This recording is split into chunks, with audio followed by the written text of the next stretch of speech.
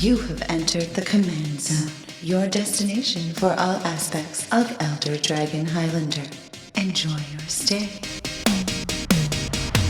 How's it, everybody? Welcome to another episode of the Command Zone. I'm your host, Josh Lee Kwai. And I'm DJ. We're back. And DJ, you should be excited. I'm so excited.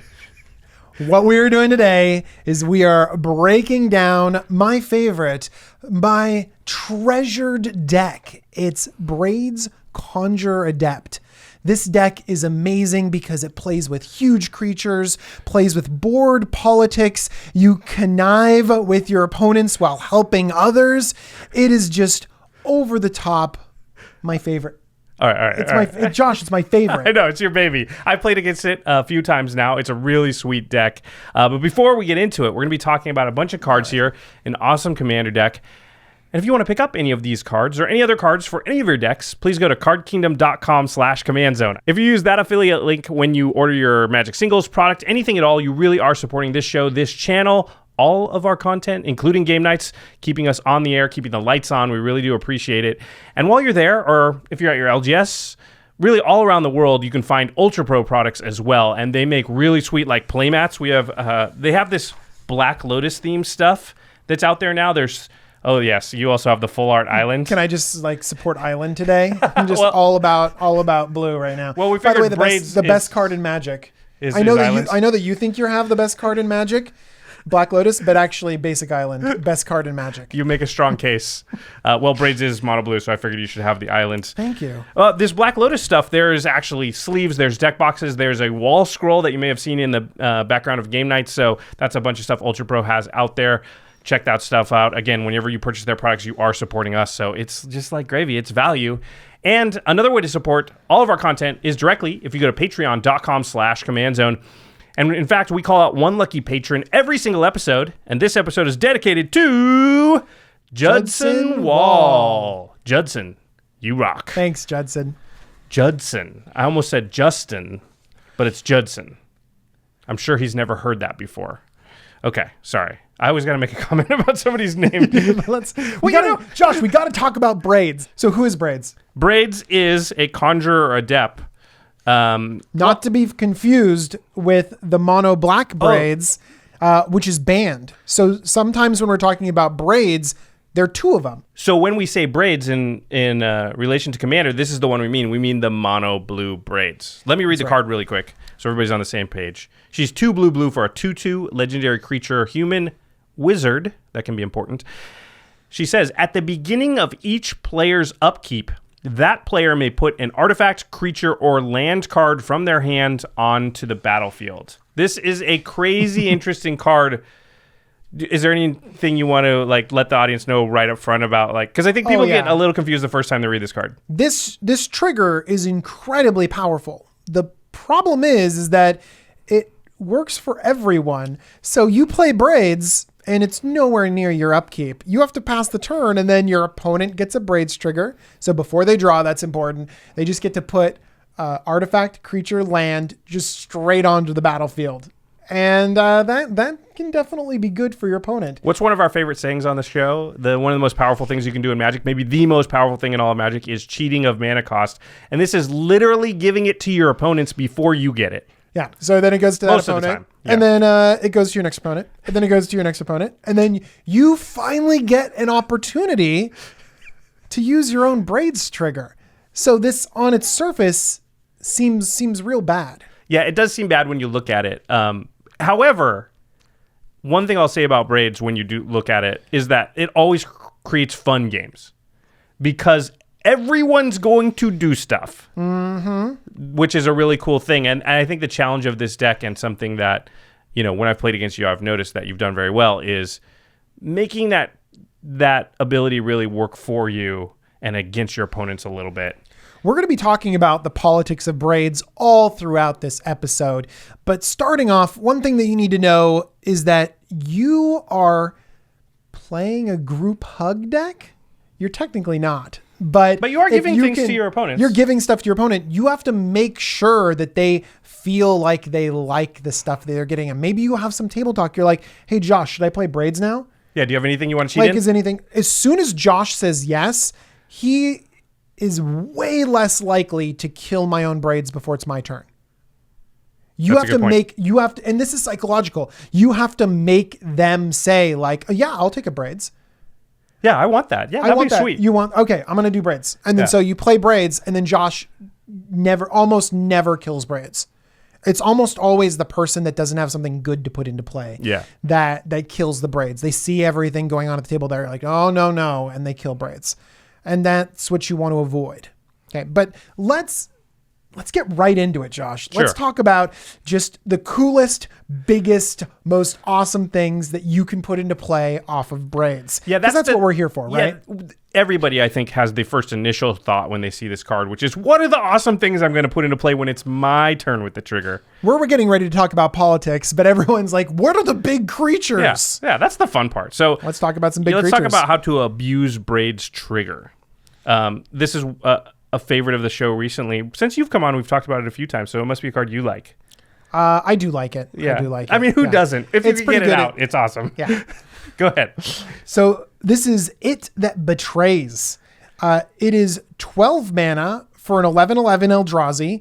It has Annihilator 2, and whenever an opponent sacrifices a non-token permanent, put that card onto the battlefield under your control. Mm-hmm. So if you can get Braids out, if you could basically get this out early and you can annihilate someone, not only does that cripple their game plan, sometimes they're sacrificing what they put into play with Braids and you get it.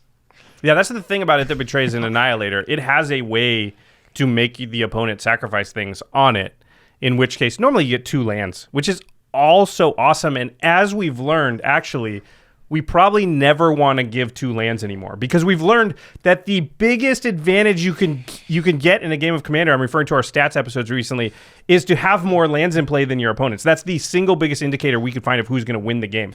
So that almost people might want to do that too. They might be like, okay, so I just put this cool angel into play from your Braids trigger.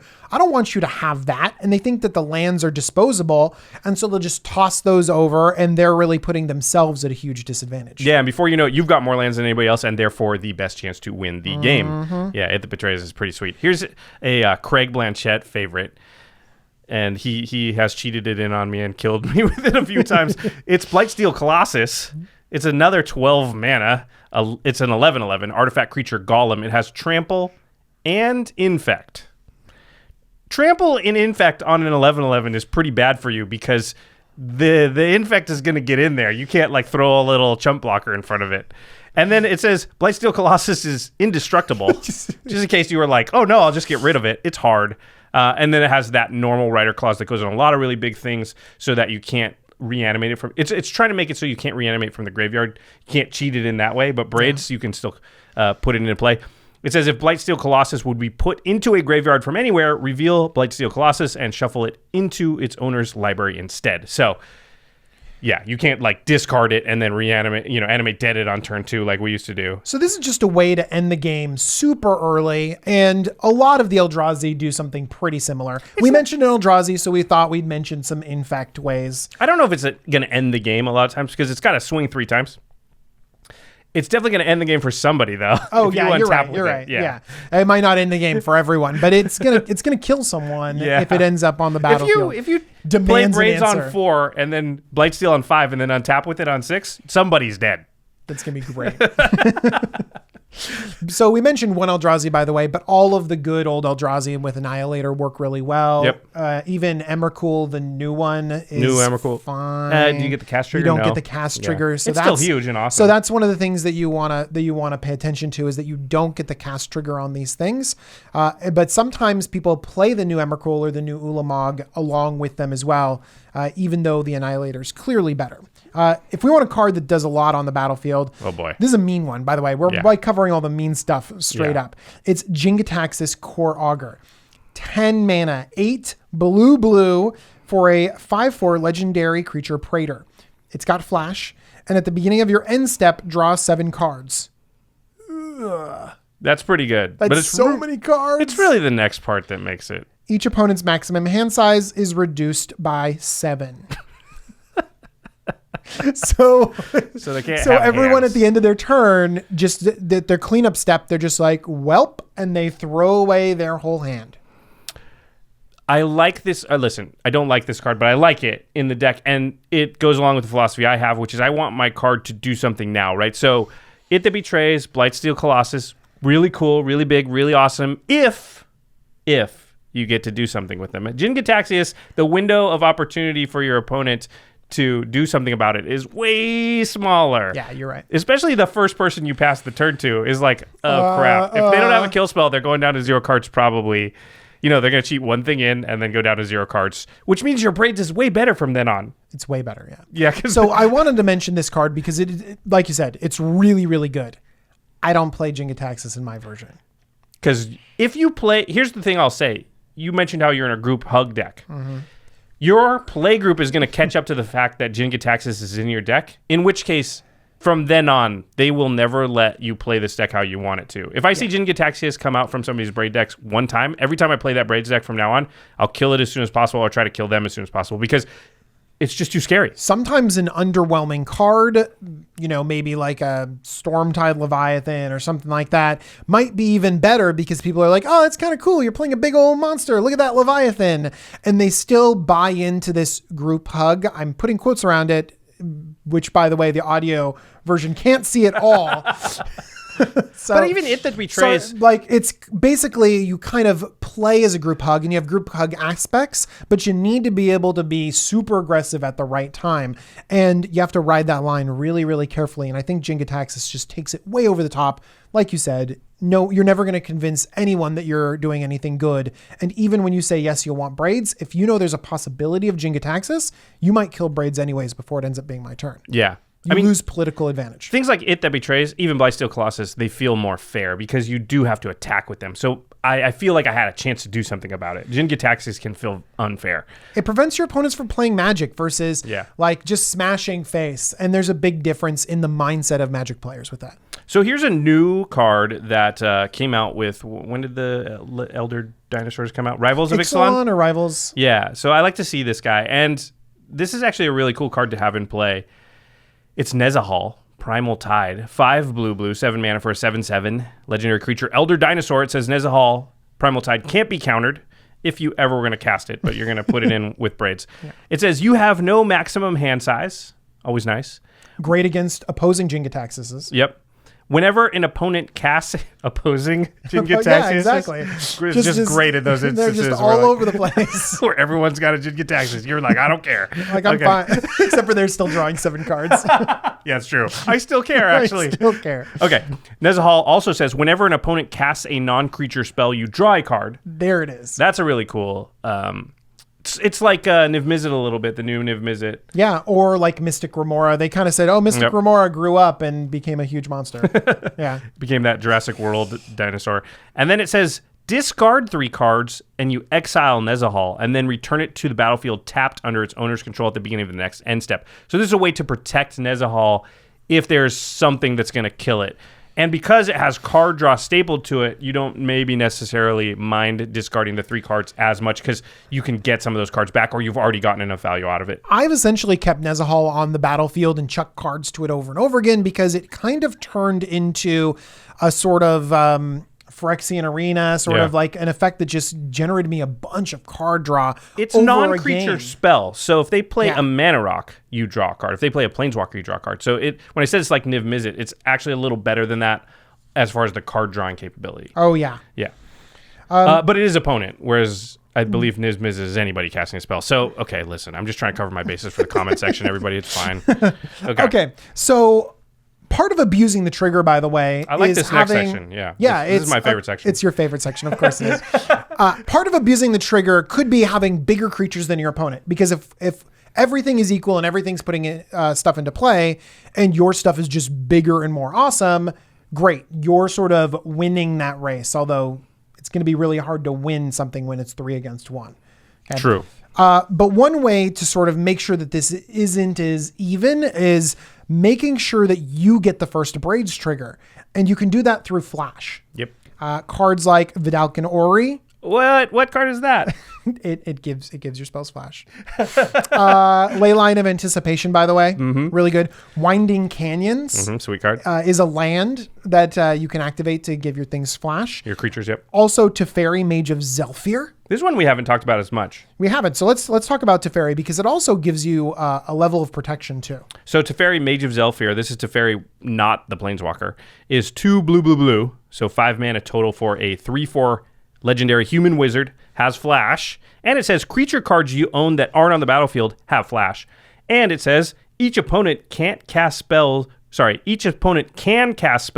only anytime he or she could cast a sorcery. So it gives you instant speed with all your creatures and shuts down all the instant speed from your opponents. Yeah. That's really There are good. certain locks with Teferi actually where Knowledge pool. Yeah, you make it so they can't actually cast things anymore. Because basically there's certain cards that only have you casted at instant speed because there's something on the stack. Knowledge pool does that because basically it's probably a complicated combo to explain, but basically you still have something on the stack and then it makes you cast something different. But the rules say, well, hold on there. This is not at sorcery speed, even though this is in your main phase because there's something on the stack. Yeah. So you get locked out. You could put Knowledge Pool in this deck if you want to. It's an artifact. It's not as good because with Braids, they can still get battlefield. some things out that won't trigger Knowledge Pool, and you're not that mean. Otherwise, you'd put Jin Gitaxias in. I've played Knowledge Pool before. Yeah.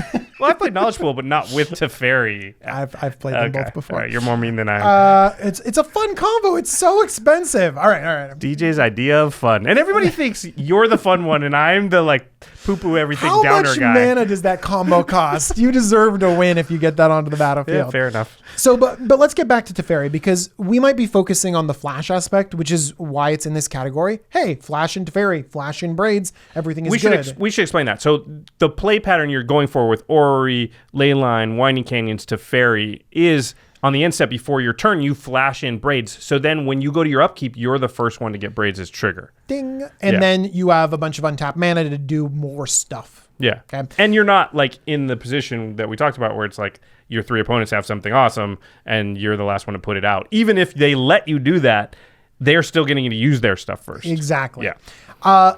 One thing that's also very, very important is that it provides a level of protection for your Braids. Because it only lets your opponents cast at sorcery speed, that means that when you flash your Braids in, they can't remove it. Yeah. They literally can't remove it at instant speed. You're going to get that trigger. Or, yeah, exactly. Or let's say you have a gigantic monster on your side of the battlefield. Suddenly they can't interact with that at instant speed either. Yep. So once it gets around to your turn and you have a Teferi out, you're pretty well protected against a lot of their spells. And think late game too, if Teferi's out, instead of doing anything with Braids, you could actually just have enough mana to cast, your Blightsteel Colossus on the end step. And because Teferi's out, they're in real trouble trying to deal with it. You untap. They can't counter it as either. Virtual haste now because it was on the end step before your turn, and you're swinging with Blightsteel, and they can't counter it, and they can't use instant speed removal, and they're dead. Oh, Teferi, you are great. One other thing to do when you are dealing with this trigger is you can deny the trigger from certain opponents. And one way to do that is with Riptide Laboratory. We mentioned a little bit of a wizard sub-theme. Riptide Laboratory. It says it's just a normal land and it taps for colorless mana, but you can pay 1 and a blue and tap it to return target wizard you control to its owner's hand. That means that you can go around the battlefield and you could say, okay, I'm going to give you a trigger and you a trigger, but then I'm going to bounce Braids back and not give you a trigger. That's a lot of power. Mm-hmm. Or let's say you don't have anything good to put into play. You could just pick up Braids whenever you need to and say, no one gets any triggers until I get something good in my hand. And if you have that flash stuff going on, then what you can do is just flash it on the end step of your turn, drop something big, bounce it to your hand, and just sit there and wait till your end step again and do that again because you deny it to all 3 of your opponents and only take advantage of it yourself. Very little downside, and it gives you more control over what is basically a very chaotic game. Yeah. So I mentioned it's a pretty chaotic game. Let's try and control some of that chaos. Yeah, so we talked here about this first section was kind of like how you take advantage of the trigger. Mm-hmm. And this next section is how you sort of minimize your opponent's use of the trigger. Yep, that's exactly right. And my favorite way to minimize my opponent's use of the trigger is to actually let them have it, but redirect them at the opponents. This is where politics plays a huge part. And this is also where subtle spells and having the right things at your disposal can send the opponent somewhere else. For example, you noticed just having a Mazavith sometimes doesn't just redirect one creature, but redirects your opponents at each other for multiple turns. It's so awesome. It's so good. If the first person doesn't make you use it, then it just works on the next person. It works on the next person. And also you never use it. Also, the first person must have attacked someone else with their thing, which means that one of the other two people is now a little bit mad at them for getting attacked. And so they're actually less likely to make you use the Mazavith because they got to get the person back for what they did to them. It just snowballs so fast. It's so great. good. Yeah. But there's other cards that do this too. We talk about propaganda all the time, along with Mazavith. We talk about it all the time. Yep. Another card, Ether Spouts. We talk about that all the time. I think on our show we've talked about it less. This is a really good card, probably one that doesn't get enough play for us. We did sort of address it a little bit talking about blue. We were talking about Cyclonic Rift and how it didn't have enough of these type of effects. Yeah, well, this kind of touches upon a larger concept. Ether Spouts is a very reactive spell. If your opponents attack you, you can cast it, and it sends their creatures to the top of their library. Right. Or the bottom all the of their creatures library. that are attacking you. Yeah. Yeah, so it's really just destructive if your opponents attack you. And that brings up a really great way of redirecting your opponents at other people besides you is just having open mana. If you just have open mana and you've demonstrated the ability to have an Ether Spouts or to have that rapid hybridization or that removal spell, you are very, very powerful because you're just sitting there being mono blue with your tricks in your hand being like, I wouldn't attack me if I were you. It's going to go bad for you if you attack me. Listen, why don't you just attack them and then you can have your fun? You do realize this deck is built around this concept, right? Yeah, like I built this deck and I thought, boy, no one's ever going to get anything big into play. I'm just going to never have any interaction whatsoever. Yeah, go ahead. And then the people are like, I'm going to attack Jimmy. Exactly. But that's super powerful. Yep. So that's another reason why playing at flash speed is really, really critical because holding up mana is the threat that you really want. There's another card that doesn't really redirect your opponent, but could shut down their combat, and I love it. Do you want to talk about this card? Sure. It's Fate Spinner. 1 blue for a 1/2 human wizard. It says, at the beginning of each opponent's upkeep, that player chooses draw step, main phase, or combat phase. The player skips each instance of the chosen step or phrase this turn. So, Josh, what would you like to skip? Your draw step, your main phase, or your combat phase? It's the worst because nobody wants to not draw the card, but usually combat's what people skip, right? This just tends to be... Almost always they skip combat. Because it feels as if you'll get too far behind if you just don't play things. Josh, do you know what else you can't play if you skip your main phase? Lands. You can't play a land. You can't hit your land drop. Yeah. Make sure you remind them. You're like, hang on. If you skip the main phase... If you try to attack me in your combat, you can't play your land drop. Yeah. You really want to get that. Did you watch the stats episode? That's what I was going to say. We just learned don't miss land drops for any reason ever. Yeah, you don't want to not draw the cards because we know that drawing cards is what keeps you with enough cards in your hand to hit land drops. You don't want to miss land drops. You don't want to not develop your board, and so combat step is always the thing. And so it kind of like... You give them great big toys, creatures on the battlefield. That's fine. And then you kind of just keep having them make it hard for them to use step. Then what you do is people are going to get frustrated if they have all these great creatures and you can't attack. Then what you do is you're like, look, I know you want to attack. I'm going to attack into you. And you can block it. It'll go away, and then that'll free up your combat step as long as you attack Josh. Yeah, it's great. The deal works all the time. Yeah, or you laboratory it back to your hand because guess what? It's a wizard. Yep. It's so good. And if you've got flash, you could just play it on the next person, right at the end step. So good. I'll let you attack if you won't attack me. And then, you don't want to make that deal? Well, I'll flash it back in. Oh my gosh. I love it so much. It's so good. All right. So redirecting your opponent is by far the best, but if you can actually let them have an awesome creature and then you just steal it, that's like second best for me. I'll take that. I'll take your awesome creature. And one thing about this deck is they're going to get their best creatures and artifacts out. Oh, yeah. They're going to get those out because you're letting them put stuff into play for free. And most good Magic players are going to look at their hand and be like, well, what's the best thing? Let's put that out now, because why wouldn't I? Because I'm not paying the mana. I'll put out Avacyn. Yeah. I'll put out, crazy Eldrazi or Titans, all sorts of crazy stuff. So one of the best cards in this category is Gilded Drake. It's 1 and a blue for a 3/3 Drake with flying. And when Gilded Drake comes into play, exchange control of Gilded Drake for target creature one of your opponent's controls, or sacrifice Gilded Drake. Basically, it's a 2 mana to switch this 3/3 flyer with your best creature. Mm-hmm. Here, you have the 3/3 flyer, and I'll take that Avacyn. Is a 3/3 flyer a reasonable creature, Josh? I mean... How about this? Are you afraid of a 2/2 Swan token? Yeah. With flying? No. So a 3/3 Drake token with flying. What I love about this is you're like, put something awesome out. Thank you for giving that to me.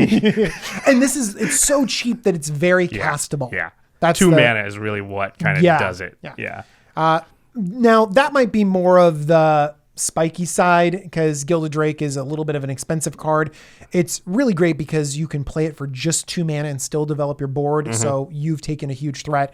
But if you want to just kind of go over the top with awesomeness, Josh, you were running this in a lands deck. Yeah, a 5-color lands deck, and this was one of my finishers. It's Royal Elemental. It's 3 blue, so 6 mana total for a 3/2 elemental with flying. It has landfall. Whenever a land enters the battlefield under your control, you may gain control of target creature for as long as you control Royal Elemental. You won't normally play this until you have, it's your 6th turn, you play it and then hit your land drop. Or maybe you have a fetch land, get 2 things, even like an Evolving Wilds or something will work in that case. It's a little bit fragile because if they destroy or get rid of Royal Elemental, then they get their stuff back. Everything goes back. Yeah, you're right. But still. It is a little bit fragile, but it's really fun. It's really, really cool. You know what else is fun? Braids can put lands into play. So like later, let's say this lasts a whole turn. I don't know if it's gonna, but you could just be like, Braids trigger, put a land into play, trigger Royal Elemental. Play my land drop for turn. Steal 2 things, maybe 3 or 4 if it's fetch lands. Yeah. Myriad Landscape is a good card for this deck because it's a monocolored deck. And you get needs 3 things you get to steal. Yeah. That's pretty sweet. Yeah, I like Royal Elemental a lot. Totally. There's lots of cards that steal stuff. Some of the enchantments are good too, but because you can't put them into play on a Braids trigger, you kind of don't play the typical control Magic cards, although there's nothing wrong with playing them. But for example, a Sower of Temptation, that's a creature that you can abuse with the Braids trigger if you need to. It's always going to be better than the control Magic, basically. Than a control Magic. Yeah, sometimes it's easier to take out a creature and get your thing back, but sometimes it doesn't feel right to like play only a 4-drop with Braids, but sometimes that's what you need to do is play the Sower of Temptation, steal something, have your mana available to develop your board a little bit more. Yeah, we probably didn't hit that hard enough at the beginning too. Braids specifically only cheats in creatures, artifacts, and lands. No enchantments. And so you probably want to be low on enchantments, not necessarily 0, and low on instants and sorceries. Again, not necessarily 0, but those are cards that your commander just doesn't interact with favorably. So you don't want too many of those because you can get stuck with a ton of them in your hands, and then you're not getting anything out of your Braids trigger. Yeah. So you just got to balance it. You got to juggle. I think that this deck requires a tremendous amount of balance because it would be very easy for you to play Braids. It dies, and then you're looking at your hand and it's full of 11 drops, and your commander now costs 6 mana.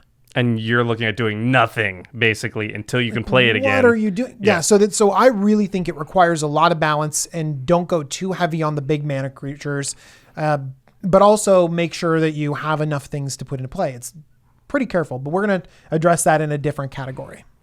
All right. So we're still under minimizing our opponent's triggers. The next sort of subcategory is copy their stuff, clone their stuff. If they're going to have something cool and you're not going to steal it, at least you can also have a version of it. Yeah. Again, we're going with sort of the best version of this, and that's one of them is Phantasmal Image because, again, it's so cheap. You're letting people put out huge things on the battlefield first, and you're like, okay, I'll copy it for just 2 mana. Phantasmal Image is 1 blue for a 0/0 illusion. You may have Phantasmal Image enter the battlefield as a copy of any creature on the battlefield, except it's an illusion in addition to its other types, and gains when this creature becomes target of a spell or ability, sacrifice it. Last part. Are you afraid of that downside, Josh? No, because normally if it's targeted by a spell or ability, it's dying.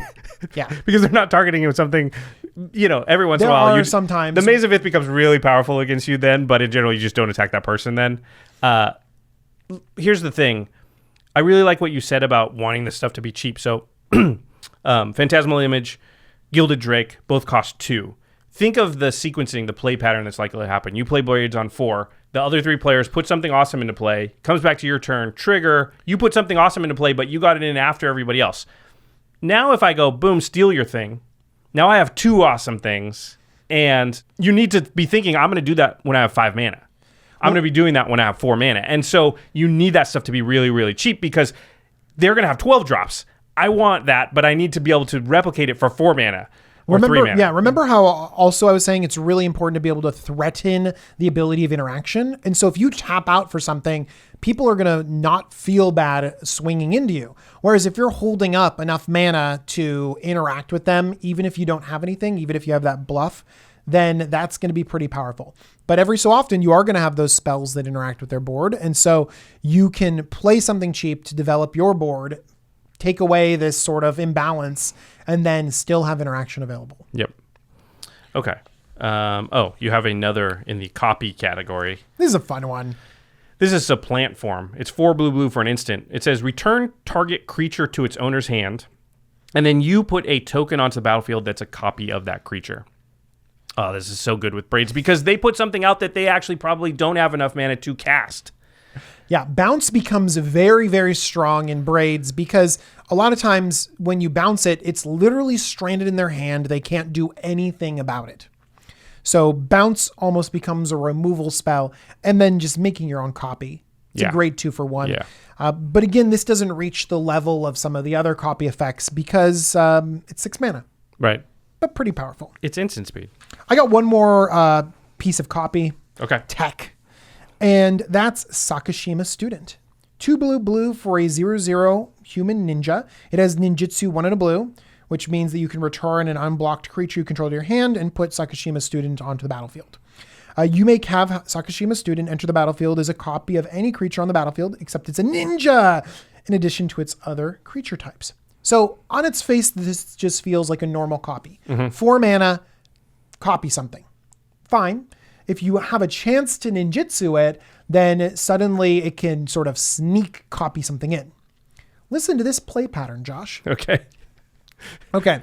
I've just let everyone put a bunch of stuff onto the board. Right. I'm looking down at my board and I'm looking at my Braids and I'm looking at my hand and I just swing Braids at you.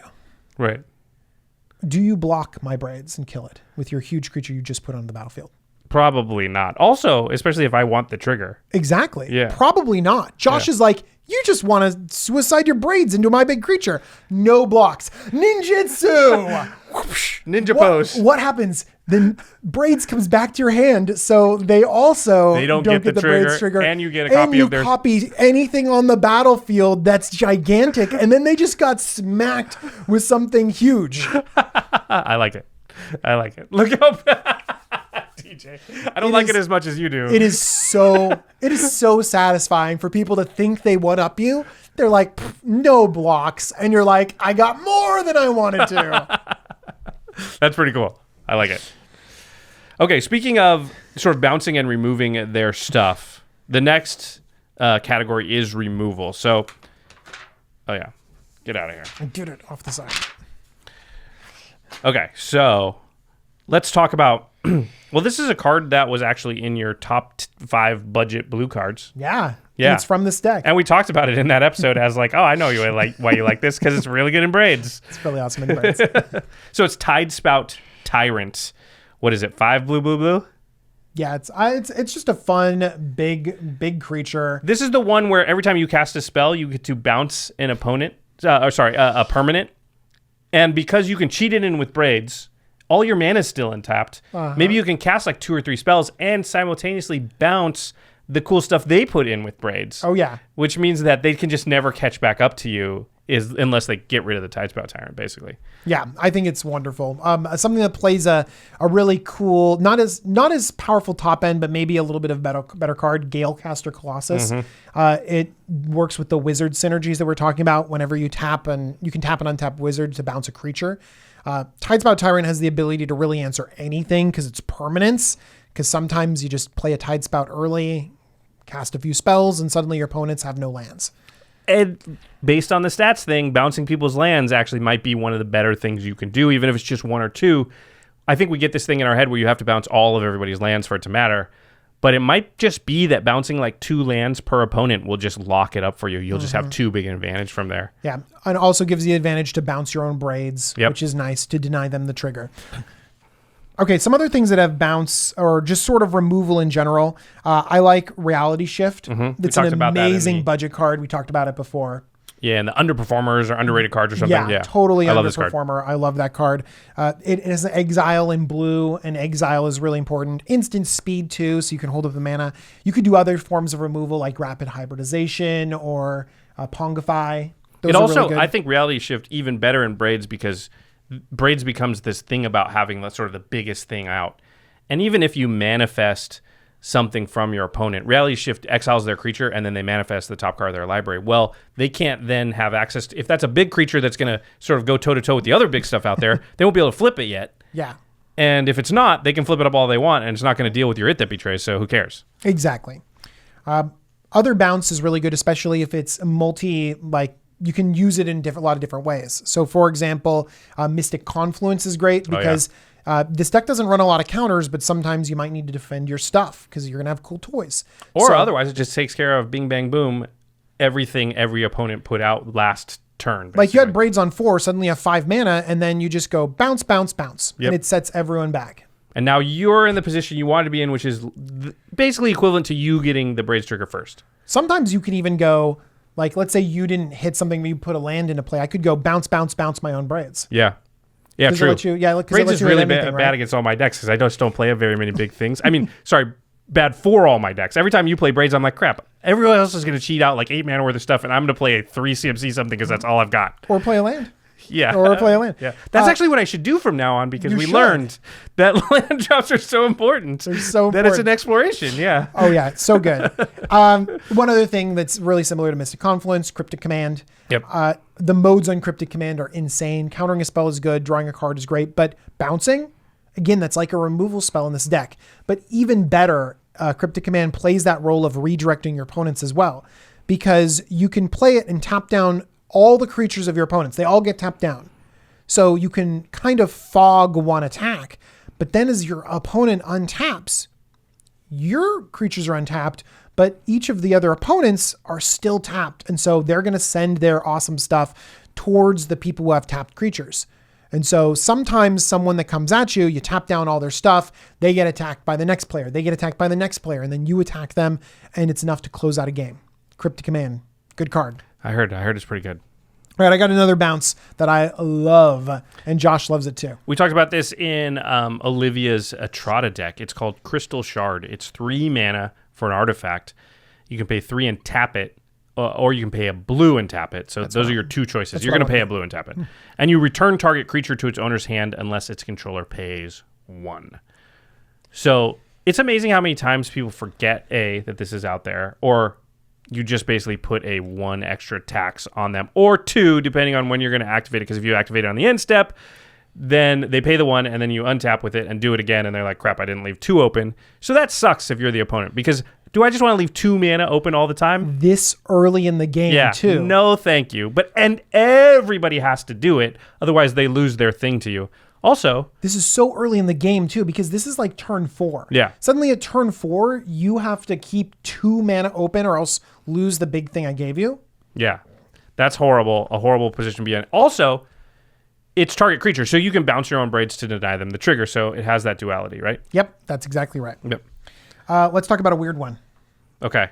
Yes, I've seen this come out and play before, and I had to read it like 15 times. This is great. It's a weird one. I might just explain what it does in normal words rather than reading this. It's like one of those ones where I don't even know if you can actually read the... Here, let me read it. You want to? But by the way, this is I downloaded the fixed version. This is the Oracle text on it? Yeah, this is the Oracle text. So this is the fixed version. And by the way, this card is a very corner case. It's very cool in this deck. It has shot up in price, and so it's a little bit expensive. It's Tanos' Coffin. It's 4 mana for an artifact. It says you may choose not to untap Tanos' Coffin during your untap step. So if it's tapped, you don't have to untap it.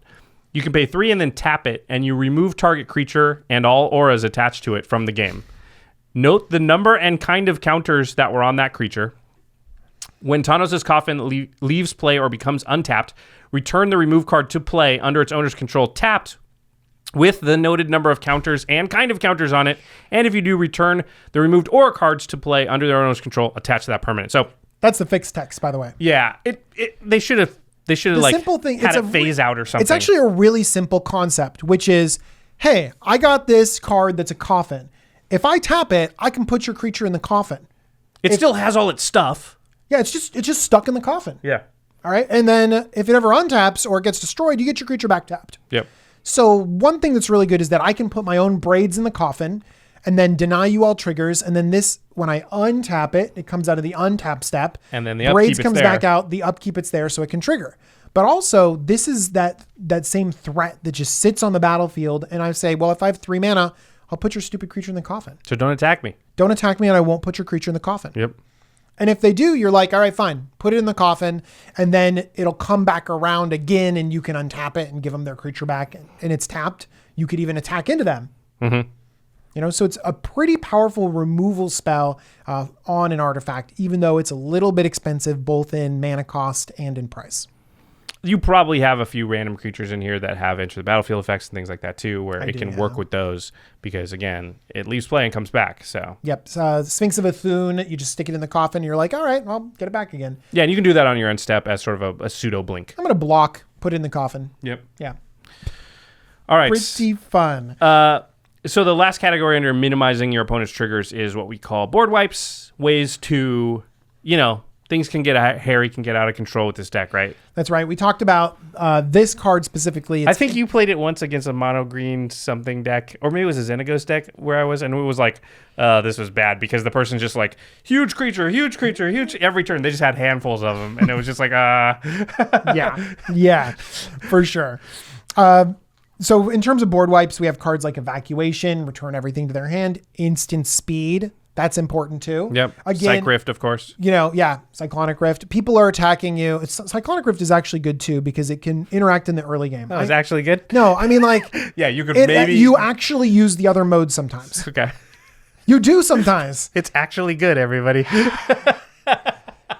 Cyclonic Rift for most of us is a 7 mana instant. True. Yeah, and this is sometimes even more flexible than Cyclonic Rift. Fair enough. Here's one of your favorite budget cards. Yeah, Ixodron. We talked about this before, but 3 blue for a Star Illusion enters the battlefield. You basically turn all other non-token creatures face down. And it has the power of toughness equal to the number of face down creatures. But this gets rid of so many problematic permanents. You're giving people amazing stuff. They're putting Avacyn's onto the battlefield, crazy Eldrazi, and suddenly you're just like, yeah, the board's gotten a little bit crazy, guys. I let you play, but things have gotten a little bit out of hand. So I'm just gonna make everything a 2/2. Yep. A lot of times if they don't have card draw, this can really set them back so far because they might not have enough at that point to replace it.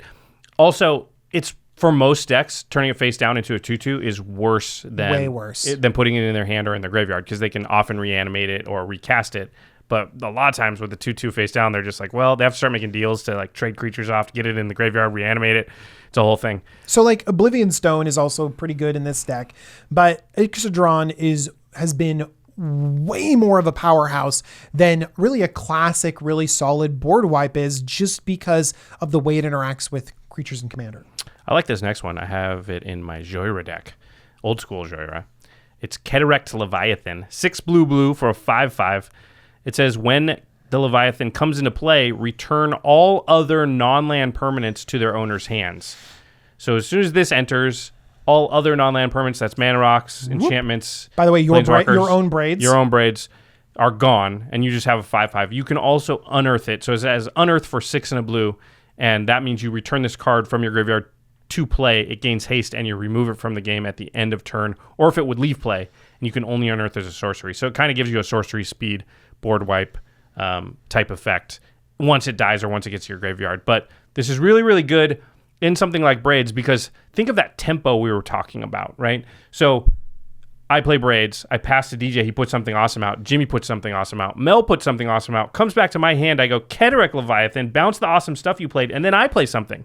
And now I'm ahead. Yeah. Whereas I would have been behind. And that's just on the first turn. You might let it go a turn or two, bounce 2 or 3 things when you have more mana and you're the first to act. Because remember, the big thing about Braids is that you don't pay mana for the stuff. So the way to take advantage of it is to use your mana at a point when everybody else has nothing. Absolutely. So those are kind of the board wipes. And now you can kind of imagine the deck, right? You can imagine the deck where you have awesome stuff to put into play. You have all of this interaction, these tricky things, this way to like use your opponents against each other.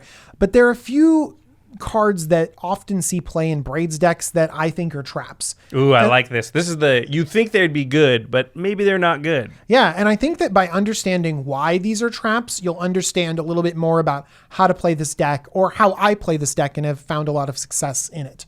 Okay. So the first trap is Paradox Haze.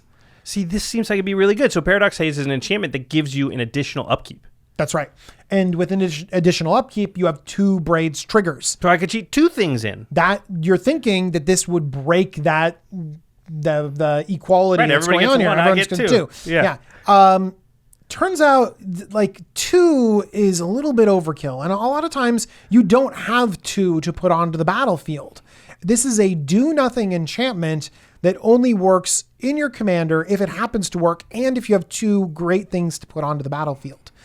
It is not as good as you would think. A lot of times you want to make sure that your one threat, your one thing is good enough to play with the board and to be able to interact with everything, that you really don't need 2. This is overkill and too narrow. It's interesting because it's the type of card that, and I agree with you, and this is the type of card that when I see it, I see a lot of people play it. My thinking is like, that's super greedy. And if you're building the deck in the way that you're talking about, which is to kind of like make sure that you're taking advantage of it with a bunch of cards. Notice when we talk about the good cards, we're listing 5 ways they're good in different situations. Mm-hmm. When's Paradox Haze good? One situation where I'm already doing the thing. And in that case, I'm probably good anyway, right? Because if I've hit my Braids trigger 2 or 3 times in a row with nothing, no wrench getting thrown into the works, then that's my game plan. And I'm probably fine because I probably bounced my opponent's stuff with it and all this other stuff. So I don't need to get 4 things in 2 turns. Probably 2 things in 2 turns is enough. And I'd rather my other cards were stuff like Cryptic Commands and things that mess with what they're doing. Absolutely. Yeah. Yeah. And so I think that Paradox Haze just overrated. Exactly. It's overrated. It's best case mentality, scenario mentality. BCSM. Yeah. That's right. Shout out to Limited Resources. Another card that people play a lot is an enchantment, an aura called Vanishing. It's 1 blue, and you can enchant your own Braids, and then you can activate it for blue, and enchanted creature phases out. Phasing means that your creature will come back in before your upkeep. Yep. So that means that your Braids will in fact trigger when it phases back in again. There's a way to deny your opponents the trigger Exactly. again. You deny your opponents the trigger and you are the only one getting the trigger. The thing that I don't like is that this only works with your Braids. So you have to have your Braids on the battlefield, then you have to enchant it, and then you have to be able to activate it. Yeah, true. I mean, wouldn't this also work with the cool thing you cheated in with Braids, though? That's true. You could put this on the cool thing you cheated in and give it some level of protection. I mean, like an It That Betrays. People are definitely going to want to kill that thing. Yeah. So your sort of play style is have the Braids come in, so everyone gets their trigger. You put in the It That Betrays, and then you're able to put this on it and hold up double blue in order to phase it out. That's fine. I prefer different kinds of protection. I really like Kira Glass Spinner. Great Glass Spinner, yeah. I really like Swiftfoot Boots and Lightning Greaves because they let you hit really quickly with that. They also give haste. Yeah, they also give haste and let you do a lot of damage. I like some different types of interaction rather than this because it's sorcery speed and you have to keep double blue up in order to activate it, and it feels very clunky. I think this is the type of thing people run into a lot in deck building, and it's hard to sort of come to terms with it. But it's not that this effect is bad, I don't think, because we can mention scenarios where it's good. But you just mentioned cards that you like better than it. And The problem is, how much of this protecting my stuff do you want in your deck? And the answer is not 50 or 10. It's probably 4, which means this is not unplayable. It's just getting bumped out by the stuff that's better than it. And your deck's going to be better if you just play the best stuff in the categories that you need. And so this is the type of card that people look at and that has to be in the deck. And then you're like, okay, but are you going to take out Yeah, what are you taking out for it? It's not crazy to put it in. It's just... No, I just think it's a little bit of a trap. Yeah. That you have too many things to protect your stuff and too narrow of a way to protect it. Because this only protects it at sorcery speed. Because when you go to put this on something, they could just be like, yeah, I'll remove it or something like that. True, although I think that's less of a worry, just how early Braids stuff happens. And in general, Lightning Greaves and stuff has a similar problem. But you keep your Greaves around for the next time it goes around. Yeah. It's true, yeah. And by the way, the upside of Greaves is insane because you have haste. Right. And then you're smashing earlier on. Right. If it betrays with haste is pretty good.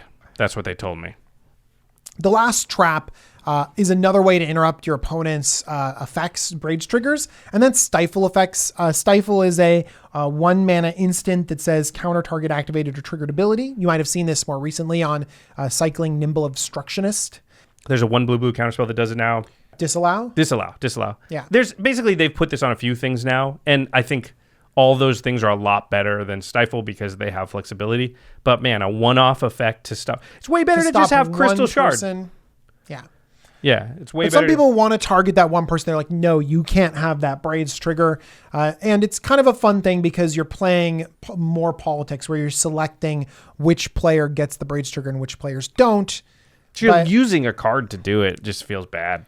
I feel like I need to have a really solid balance in this deck. I need to be able to have those big creatures, but then also I need to be able to have the ramp and card draw I need to support this game style. And so that gets us into the next category, which is how I think you should actually be building this deck, which is with enough ramp. People rely too heavily on the Braids trigger in a Braids deck.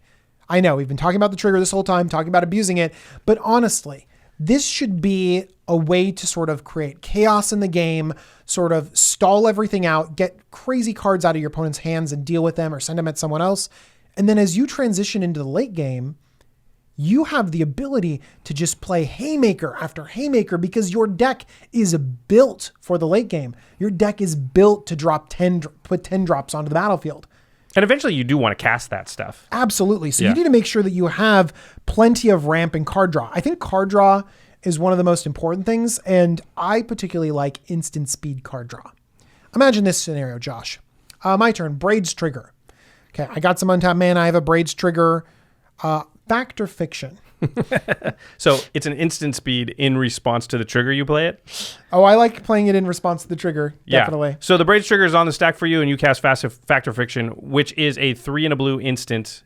It says, reveal the top 5 cards of your library. An opponent separates those cards into 2 piles, put 1 pile into your hand and the other into your graveyard. So they know you're going to be able to cheat, potentially, anything that you pick out into the battlefield with the Braids trigger. Yeah. So that creates quite the conundrum for your opponent. So much tension. So they have they see a Jingataxis and they're like, no, 1 and 4. Right. Often this happens with Fact or Fiction where there's one card that's way worse than the rest. So you put 1 pile as 1 card and the other is 4 cards.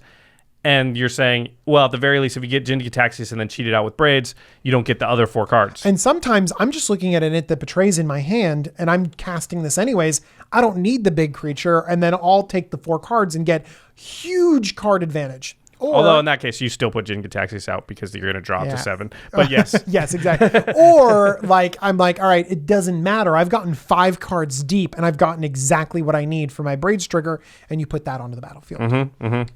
Another thing that gets super deep into your deck that gets you exactly what you need is a card like Dig Through Time. 7 cards deep, you get exactly what you need at instant speed, then utilize that Braids trigger and get exactly what you need onto the battlefield. Dig is underrated. Very, very good card. Very good card.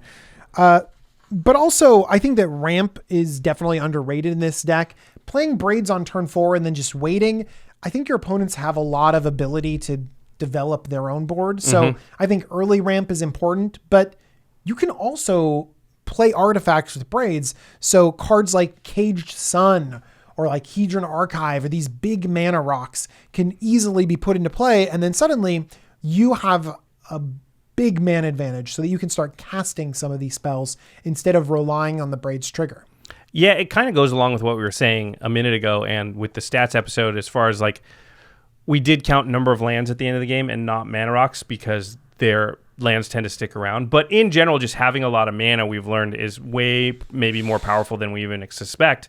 And so I can see putting in Hedron Archive or one of these big mana rocks into play rather than even a big creature, just to set yourself up better for future turns. That's something that's going to pay you dividends for, 3 or 4 turns down the road. Is you're going to be up 12 mana sometimes. And then also with your Hedron Archive, you can cash that in for cards when you need it later on too. So it gives you the mana advantage and the card advantage. But lots of mana rocks. This as a better way to take advantage of Braids and sort of give you long-term advantage, right? Because if somebody goes huge creature, and you go Hedron Archive. Or Caged Sun. They're all going to be eyeing each other because they all have the huge creature. And maybe, hopefully you have your Ether Spouts or something else. You're sitting there with interaction, to deter them. And so they start looking at each other. And now not having a creature is almost a little to your advantage. And you just set yourself up to have more mana than everybody else coming to the next turn, which can snowball. That's how I play the game a lot of the time. Yeah. It makes sense. You don't look scary. Everybody else looks scary. We've learned that turn 1 through 3 Soul Ring thing. We've learned looking scary is not in your favor. Yeah. You're going over there being like, look, guys, you went crazy with this trigger. Like, all right, go at it. And you get to go, oh, crap. I didn't draw a stupid deck. I designed this thing to drop huge things, but the only thing I got, Hedron Archive. Okay, go. You get to play it like your deck's misfiring. You can. I don't think that only works once. I think. Even though you've got Tidespout Tyrants in your hands, they don't know what you got. Maybe it's your true. deck is you don't know what you misfiring. have. Yeah, exactly.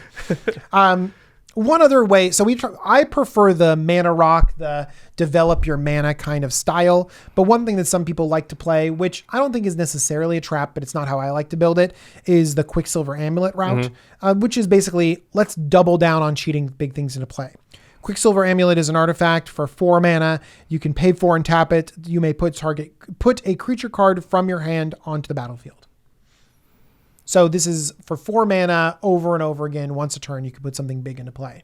And basically, if you think of it as on the first turn that Braids triggers, you cheat this out and then activate with the mana you've got. You kind of break even that one time, and now you get cheat 2 big things out. It's kind of like Paradox Haze, though. The way you seem to have built it, you don't even have enough big stuff that's going to even continue to be worth it. Yeah, and sometimes my big stuff is pretty situational. Like that Kedark Leviathan is a big thing, but I'm going to want to save that for a very special occasion. Right, well, for when you have to. Otherwise, you may not even cast it in the game. Exactly. Yeah. I like this. One of my favorite things about each deck is how it's, because every deck needs ramp and draw, but how each deck sort of wants their ramp and their draw to just have a little twist to it that's different than every deck is kind of something that, I don't know. Yeah, this deck prefers cool. instant speed card draw, so we might not play sorcery speed, so we lean in that direction. We do want ramp that gets us to Braids, but you want big rocks, not little rocks. Yeah, we might actually then play the 1 mana rocks to, get us into Braids. Obviously Soul Ring and Mana Crypt to get a turn 2 Braids is great. But then we maybe skip some of the more traditional rocks and jump up to some of the bigger ones. Yeah, which is kind of interesting. Cool. Yeah. All right, so let's talk about, we got the deck. It's all built. We got the deck. It's built. This is the part of our deck text that we don't go into enough, but you've played this deck a ton. Let's talk about in-game strategy when you're playing the deck, sequencing and things like that. Absolutely. So one thing that's great is that as you're coming into the game, people are expecting a certain type of deck when they're expecting Braids. Some group hug with quotes around it, maybe a little bit of interaction, but they're not really seeing you as a threat. It's not the traditional mono blue deck. If you come in with Talrand, people are going to just really focus you. So being able to play up the idea that you're just having a good time is really important to establishing yourself as not a threat. We've talked about this before, to not be a threat. Right. And when you're looking down around the table at a commander game, then they're probably not considering Braids a threat. So that's the first thing that you do. And then one thing you have to remember is that each opponent gets the Braids trigger first. So one thing I mentioned is making sure you're very conscious about when you play Braids. Sometimes I can play Braids really quickly and I'm thinking, no, this is not going to be good. So be very wary of when you play Braids, and then make sure that there's some table talk going on. Like I mentioned earlier, when you ask the table if they want Braids, then it's pretty likely that it's going to come around and you're going to get a trigger as well. Sometimes you don't even need to get a trigger if you have strong enough political pull on the table. You can just give your opponents tools to destroy each other while you sit back.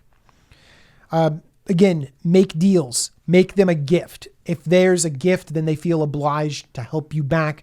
They won't attack you. I'm like, if they go to swing at you, be like, I gave you that. What are you doing? Like, when would you have been able to cast that? And then by the way, sometimes if that one person is like, I don't believe you, and they swing at you anyways, you can sometimes, with your appalled nature of how you're just, I gave you that. Then Josh over there is like, he gave you that. Swings in. You can create rifts and friendships and then really manipulate people. But to be honest, are you really manipulating them? You gave them that. You're not really manipulating them. You're giving them tools to win the game, and they turn them around against you when you're playing 4-mana tutus. I like everything the DJ's doing right now. Oh my gosh. It works, though. That kind of stuff totally works. It totally works. Great. It's one of my favorite parts about the game. It's what gives it its sort of werewolf mafia aspect. Yeah, and actually that transitions to the next stage, which is this actually makes for a very fun deck. Yeah. Because you never play Braids just without saying a word and everyone just silently passes it around. Everyone's talking when you're playing Braids. You're like, all right, is the Braids good? Let's do some Braids action. Braids good for you? And it gets people talking. It has people be like, no, don't play Braids. He's playing a Xenagos deck. What are you doing? or they're going back and forth with each other, and it opens up the conversation. It opens up the game, and people end up having a lot more fun when you have to talk about all of these interactions and when you open up the table to politics. Yeah, it reminds me a little when I played against it. I have my 5-color Nekusar deck, which we've talked about a bunch on the show. The thing I like about that deck is that every time you play it, a lot of stuff happens. Mm-hmm. Braids is that type of commander. Because people always have stuff to play. They're always drawing stuff. In general, like Braids is going to come out and they're going to get to play an additional card without casting it, on each of their turns. That just ratchets up the amount of stuff, just volume of it, by a lot. And so you get these games where crazy stuff happens that maybe wouldn't happen under normal circumstances. And it doesn't mean you win. My 5-color Nekusar deck probably doesn't really actually have a great winning percentage, but the games are always awesome because everyone's got a full grip of cards. See, that deck draws people a lot of cards. Mm-hmm. Your deck kind of puts a bunch of cards in play, but it's the same sort of outcome. And these decks are super fun to play.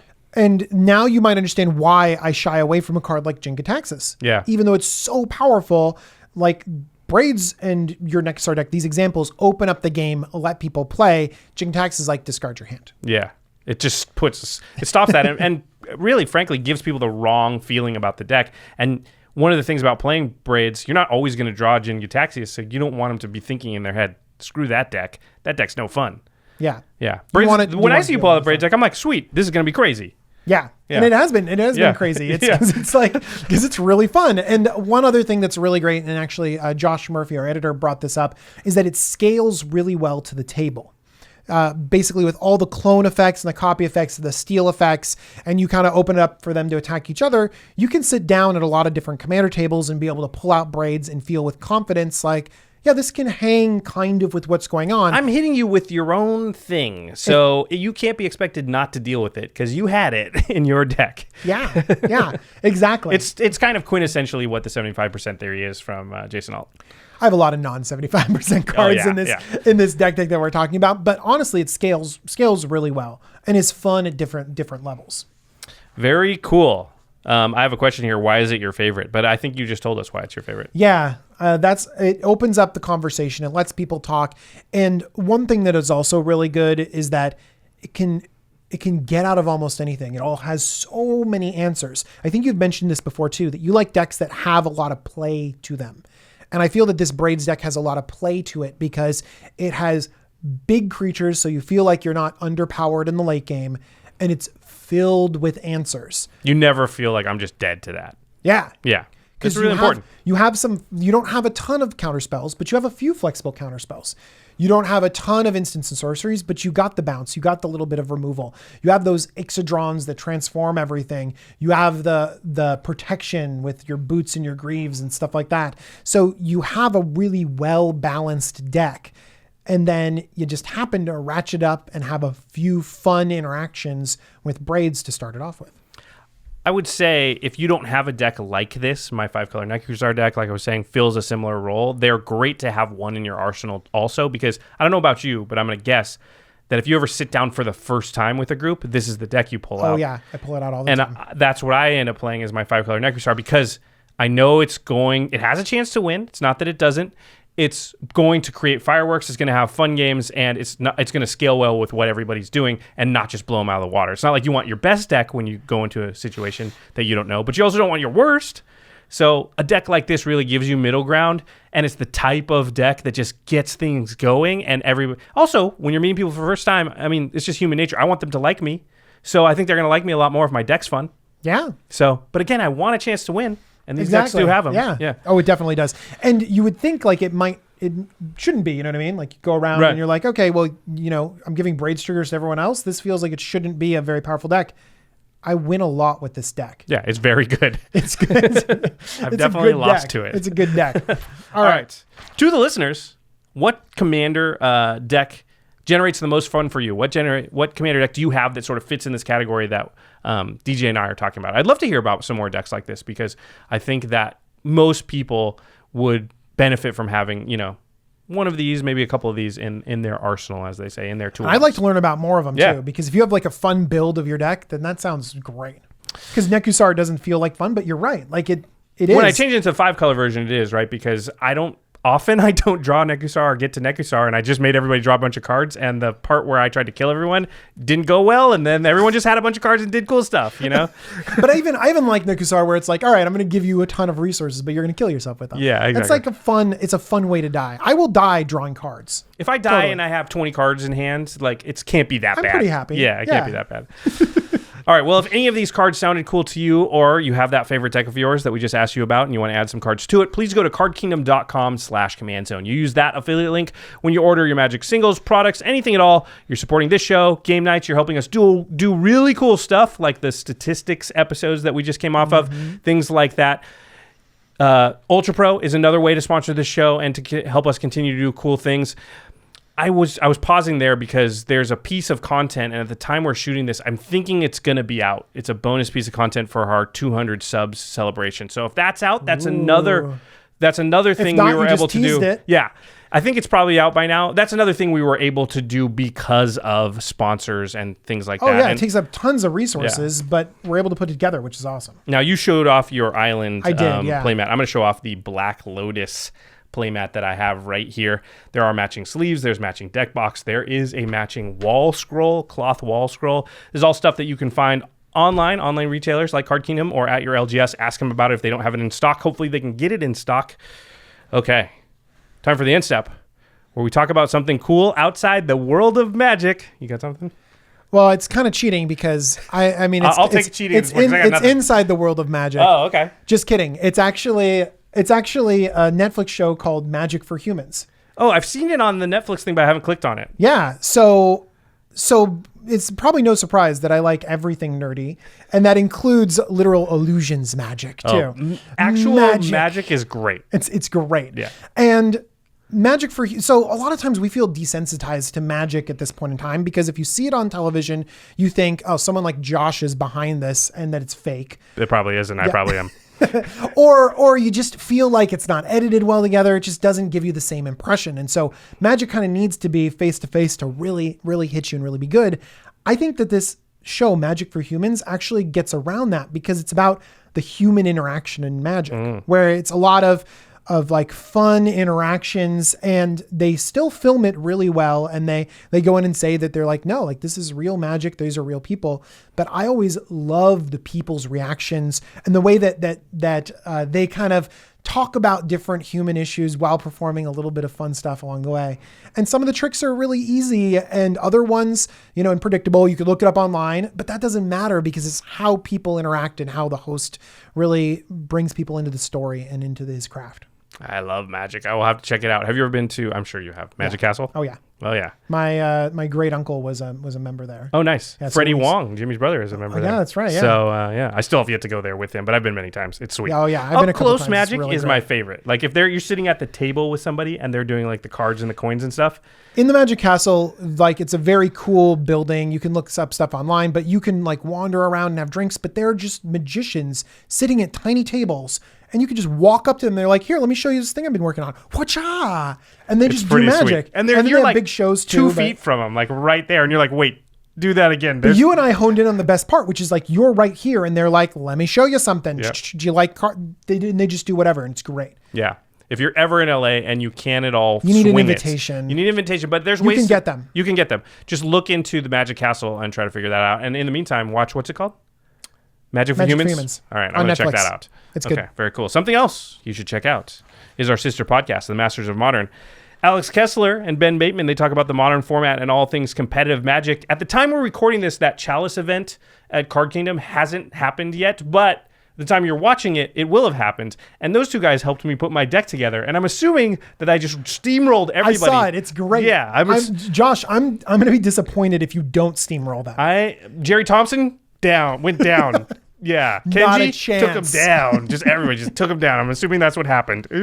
It's, you know what's the problem is? The deck that Alex and Ben helped me build is awesome. The person who's piloting the deck, I'm sure screwed it up because I don't play Modern. Does that put more pressure on you, Josh? The No, deck is so good, and they're like, you can't lose, Josh. They're like, why did you do Just that? play our cards, you can't lose. They're going to be sitting there like, why did you do that? And I'll be like, I have no idea. Because I'm a commander player. I didn't know that I should counter that thing or I was supposed to bolt that. I was just didn't seem that bad. To be fair, I don't know if you can know the meta of random booster packs that are drafted. Like, I don't think that's a known meta Okay, game. good. Well, then that's going to be my excuse when I don't win, when Jerry Thompson steamrolls me. You know, something else that you should check out on the worldwide interwebs and especially on YouTube is Jumbo Commander. That's DJ. That's me. DJ is Jumbo Commander, and he has his own channel all about Commander. And if you just type in Jumbo Commander into your YouTube search bar, he's going to pop right up. And you got a ton of deck techs. You got Recently, I've been playing Singleton on Arena. Yeah, so you've got some actual gameplay. I've got some Singleton actual Arena gameplay. stuff. I was trying to think of some Singleton deck lists, and I was looking at them, and there really weren't a lot of them online, or they're from like Kaladesh cards and stuff like that.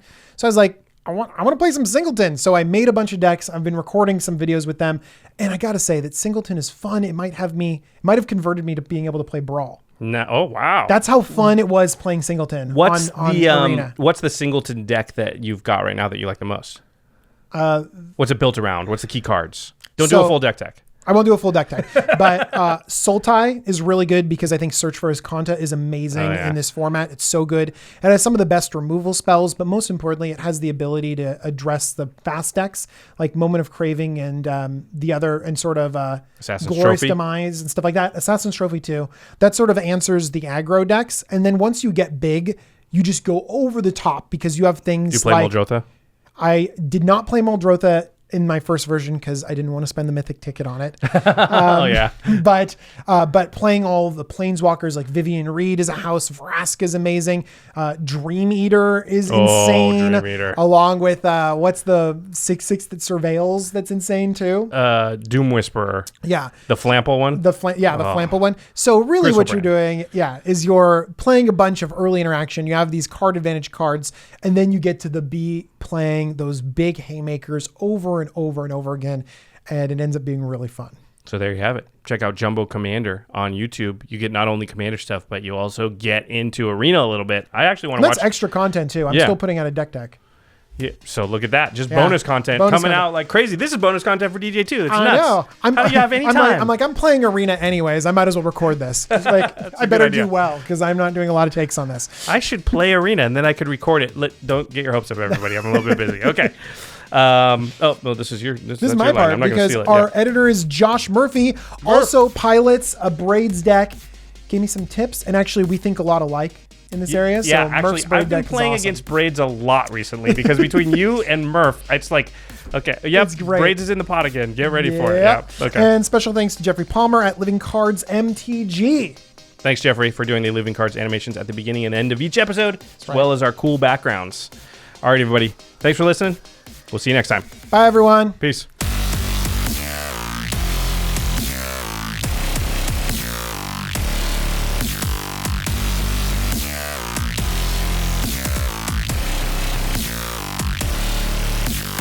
Thank you for your attention. For further inquiries, send an email to commandcast@rocketjump.com or ask us on Twitter @JFWong and @JoshLeeQuai. See you later, alligator. Greetings, humans.